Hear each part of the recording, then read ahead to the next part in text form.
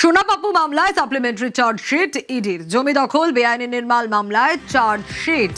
এই সাপ্লিমেন্টারি চার্জশিটে কি রয়েছে আরো বিস্তারিত এই বিষয়ে জানবো। অনুপ রয়েছে আমার সঙ্গে, অনুপের কাছ থেকে জানবো। তবে তার আগে আরো একবার জানাবো, সোনাপাপ্পু মামলায় সাপ্লিমেন্টারি চার্জশিট ইডির। জমি দখল বেআইনি নির্মাণ মামলায় চার্জশিট। সাপ্লিমেন্টারি চার্জশিটে ব্যবসায়ী জয় কামদারের নাম রয়েছে। প্রমোটার, পুলিশ, ব্যবসায়ী নেতাদের সিন্ডিকেট রাজ, বিপুল টাকা লেনদেনের তথ্য এই সাপ্লিমেন্টারি চার্জশিটে। আমার যতটুকু জানা আছে, বামফ্রন্ট চলে গেছিলেন, ওদের কাছে মাত্র 500 কোটি টাকা ছিল, তাও 34 বছর পরে।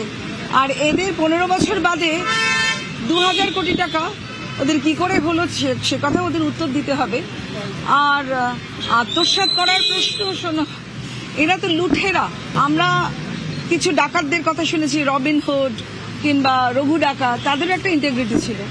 এরা তো লুঠেরা, এদের তো কোনো ইন্টিগ্রিটি নেই। যা পাই হাউ মাউ খাও, এনি হাউ মানি খাও।